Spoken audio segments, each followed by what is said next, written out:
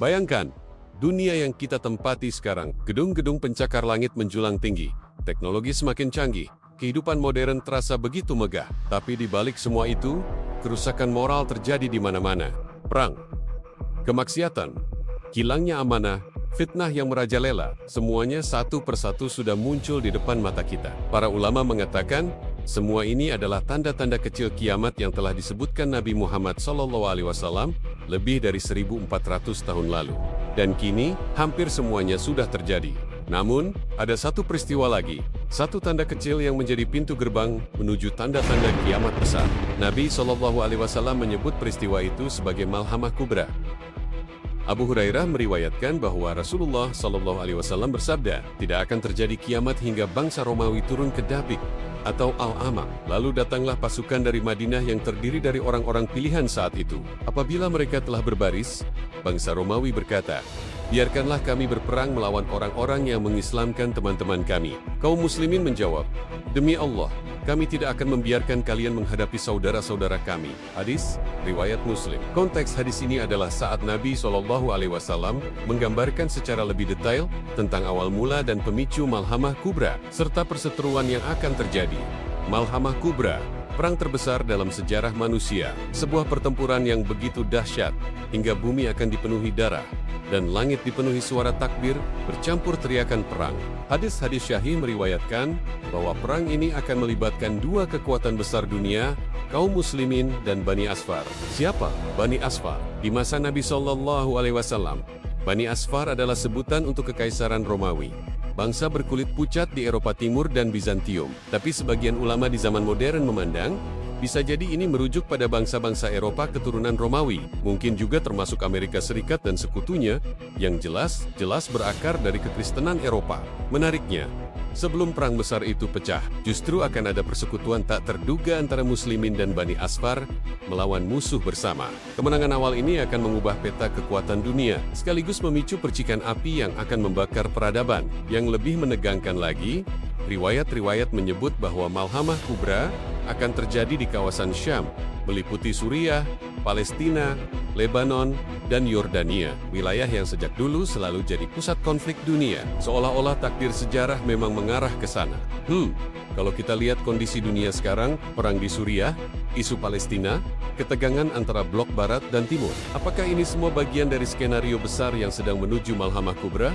Pertanyaannya, apakah kita sudah berada di ambang perang akhir zaman itu? Chapter 1, Awal Persekutuan dan Kemenangan Awal. Di tengah gejolak dunia, ketika kekacauan merajalela, akan muncul sebuah persekutuan yang tak pernah diduga sebelumnya. Rasulullah SAW bersabda, kalian akan berdamai dengan Bani Asfar, lalu kalian dan mereka akan memerangi musuh bersama, dan kalian akan menang serta mendapatkan harta rampasan. Setelah itu mereka akan mengangkat salib, lalu seorang muslim akan marah dan menghancurkannya. Itulah yang memicu peperangan. Hadis riwayat Abu Daud, Ibnu Majah.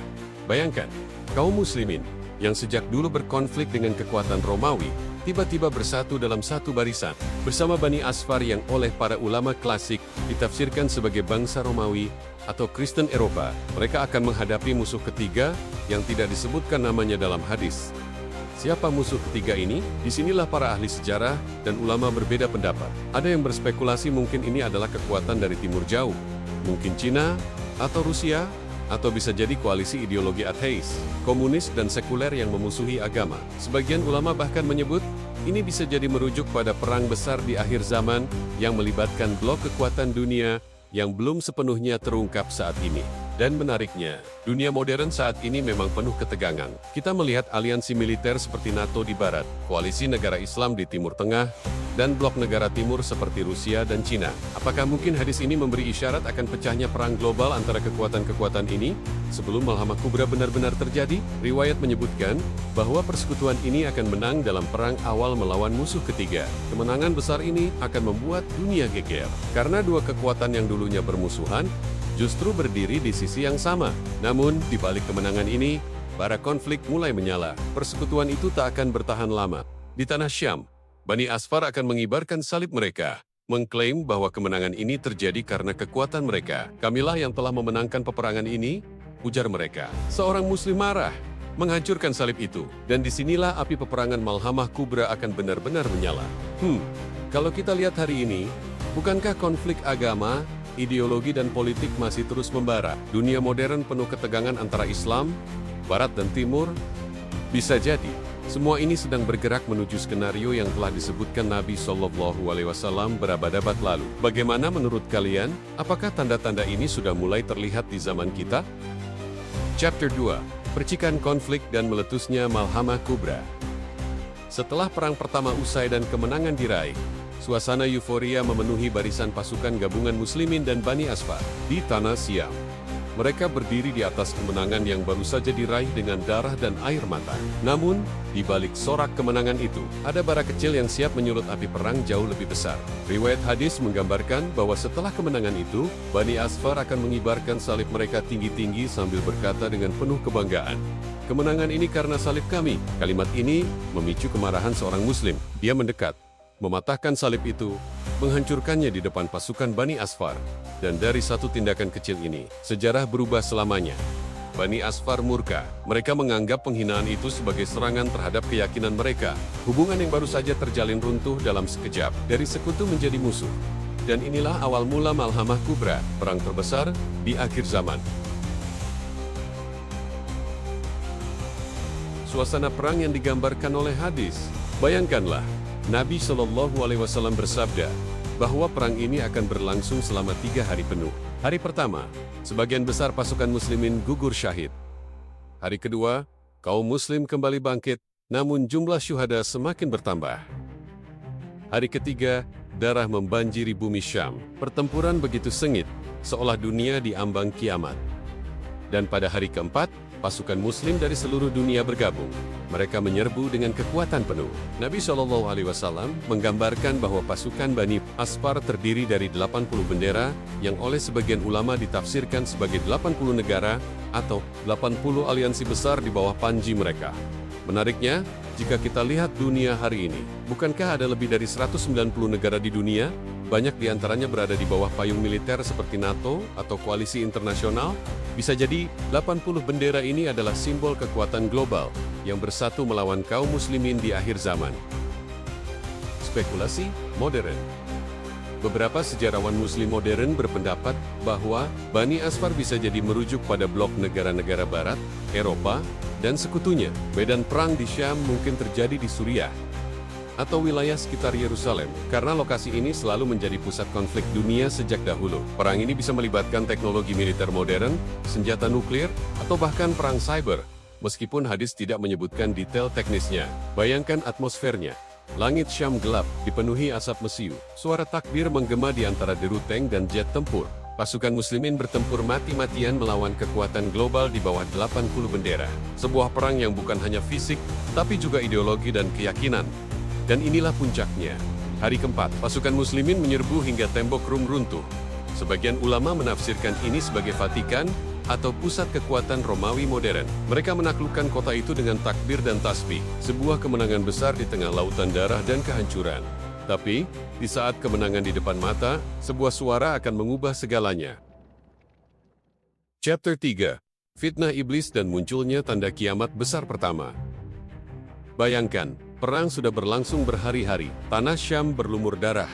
Ribuan, bahkan ratusan ribu manusia tewas. Langit dipenuhi asap mesiu, suara takbir dan teriakan perang menggema silih berganti. Dan kini, kaum muslimin berhasil meruntuhkan tembok Rum, mematahkan kekuatan Bani Asfar dengan takbir dan tasbih. Seharusnya, inilah kemenangan yang telah lama ditunggu. Namun pada saat itulah, sejarah dunia berubah selamanya. Fitnah iblis yang menggetarkan dunia.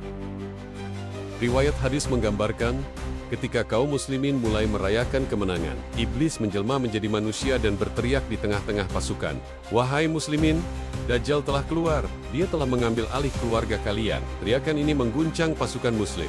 Bayangkan, di tengah euforia kemenangan, tiba-tiba terdengar kabar bahwa fitnah terbesar akhir zaman, Dajjal, telah muncul. Sebagian besar pasukan muslim panik, mereka meninggalkan medan perang, berlari kembali ke kampung halaman untuk menyelamatkan keluarga mereka, sebagaimana perintah Nabi SAW agar menjauhi Dajjal.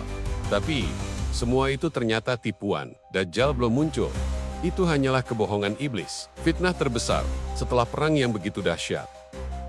Kemunculan Dajjal yang sebenarnya. Namun ketika pasukan muslim menyadari bahwa kabar itu palsu, Dajjal benar-benar muncul, bukan lagi sekadar isu, tapi nyata. Hadis Nabi SAW menyebutkan, kemunculan Dajjal adalah tanda kiamat besar pertama yang akan mengguncang dunia. Setelah itu, fitnah demi fitnah akan datang silih berganti. Dajjal, turunnya Nabi Isa alaihissalam, munculnya Yajuj dan Majuj, dan hingga akhirnya terbitnya matahari dari barat dan tiupan sangkakala. Seolah-olah dunia benar-benar bergerak menuju akhirnya. Spekulasi modern dan gambaran besar. Beberapa ulama kontemporer berpendapat, kemunculan Dajjal setelah Malhamah Kubra menunjukkan bahwa perang besar ini akan meninggalkan dunia dalam kekacauan total. Infrastruktur hancur, ekonomi runtuh, moral manusia jatuh ke titik terendah. Dan dalam situasi inilah, Dajjal akan muncul membawa fitnah terbesar, menawarkan kemakmuran palsu, surga sementara, dan mengaku sebagai penyelamat. Bayangkan ketegangannya. Dunia yang luluh lantak, manusia kelelahan oleh perang, lalu datang sosok yang menawarkan solusi, tapi justru membawa kehancuran abadi. Kalau kita renungkan, perang besar, fitnah, dan kehancuran moral di zaman kita. Apakah ini tanda-tanda bahwa dunia sedang bergerak menuju nubuatan Nabi SAW? Bagaimana menurut kalian? Apakah kalian ingin kita bahas lebih dalam tentang Dajjal dan fitnah-fitnah besar setelah Malhamah Kubra di episode berikutnya? Kesimpulan, Malhamah Kubra. Setelah semua tanda-tanda kiamat kecil terjadi, datanglah perang terbesar yang pernah digambarkan Nabi SAW, Malhamah Kubra, sebuah perang yang dimulai dari persekutuan tak terduga, berakhir dengan pengkhianatan dan pertempuran dahsyat selama berhari-hari. Sebuah perang yang melibatkan 80 bendera mungkin aliansi negara-negara dunia, melawan pasukan muslim dari seluruh penjuru bumi. Dan dari perang inilah, muncul fitnah pertama yang mengguncang dunia. Teriakan iblis, kepanikan umat Islam, dan akhirnya kemunculan Dajjal. Dan ingat baik-baik, semua ini baru permulaan. Setelah Malhamah Kubra, akan datang fitnah terbesar yang belum pernah ada sebelumnya. Fitnah yang membuat orang beriman bisa goyah. Fitnah yang membuat banyak manusia tergelincir dalam kekafiran. Ya, itulah Dajjal. Siapa dia sebenarnya? Apakah dia sudah ada di bumi saat ini? Dan bagaimana cara kita agar selamat dari fitnahnya? Jangan lewatkan episode selanjutnya. Dajjal sudah di bumi? Karena di episode itu, kita akan membahas tanda-tanda kedatangannya dan strategi yang diajarkan Nabi SAW untuk selamat dari fitnah terbesar akhir zaman. Sampai jumpa di episode berikutnya, semoga kita semua selalu dalam lindungan Allah Subhanahu wa Ta'ala. Amin.